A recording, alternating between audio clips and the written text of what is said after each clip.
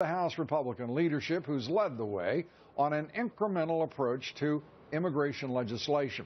We're joined by Congressman Bob Goodlatte, chairman of the House Judiciary Committee. And Mr. Chairman, good to have you with us. Thank you, Lou. I'd like to go just through a few chronological issues here. The invitation to Netanyahu is a stirring moment of maneuver on the part of the Speaker, and the White House obviously left dumbfounded, slack-jawed, and flat-footed as a result. Your thoughts?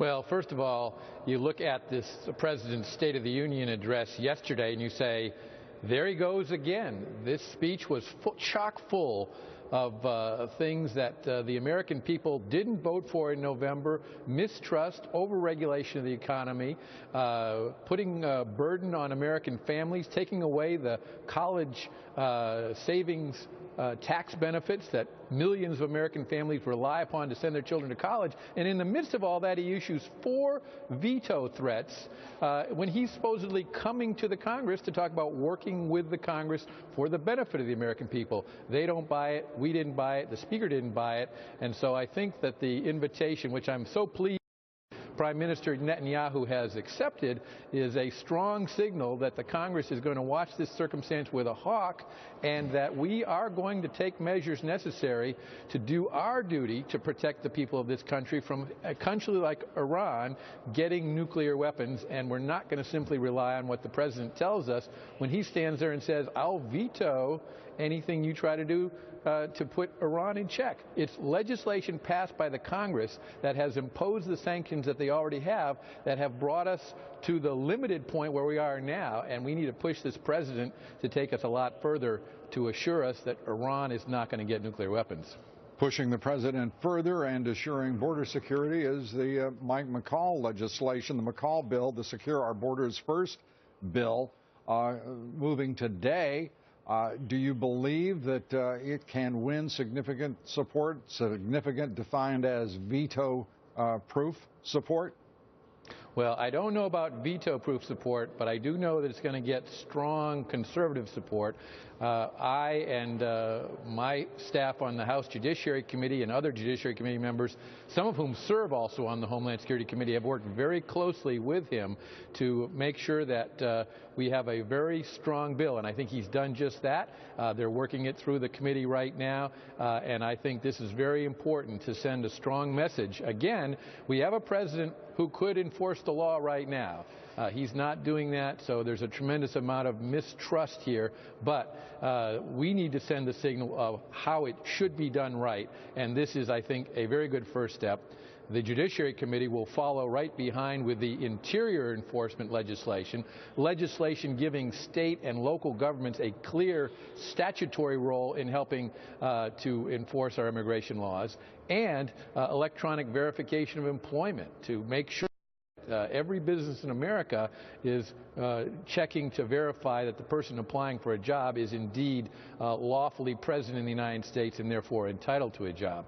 That's, I think, the next steps in this process for a step-by-step reform of our laws that need to be reformed. But the first thing we need is for the President to enforce the laws now, and instead he's going in the opposite direction by granting administrative amnesty to 4 to 5 million people. That's a separate battle, but it's one that we have to put right at the forefront as well. Let's examine those two issues. One is the legislation that you already moved from your committee, as you say, focusing on interior enforcement, E-Verify.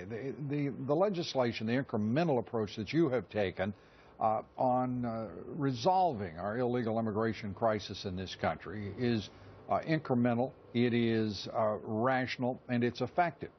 Is the leadership, that is Speaker Boehner and the Republican leadership of the House, are they enthusiastically endorsing what you're doing here to the point that they are prepared to lead with a Republican version now of the Goodlatte legislation and make a real difference and hopefully resolve the country's crisis that has been extant now for over a decade?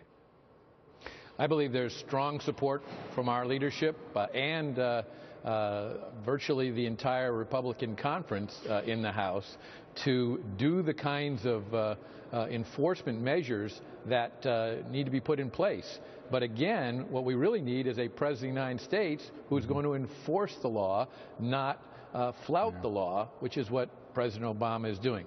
But these will show the American people that there's a right way to do this, and I think we should push ahead with this approach. If you're going to move ahead, what is your next step?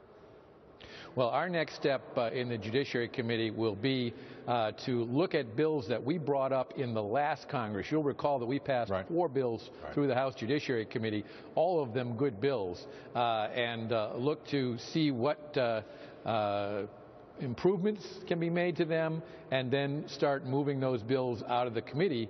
The difference I hope we'll see this time is that, not fearing a comprehensive immigration reform bill of Barack Obama and Harry Reid and others in the United States Senate, but with a new Senate, we should also pass those bills through the House of Representatives to show the American people How soon do you that think this you can does get have them? strong support. How soon do you think you can get them a passed by the full House?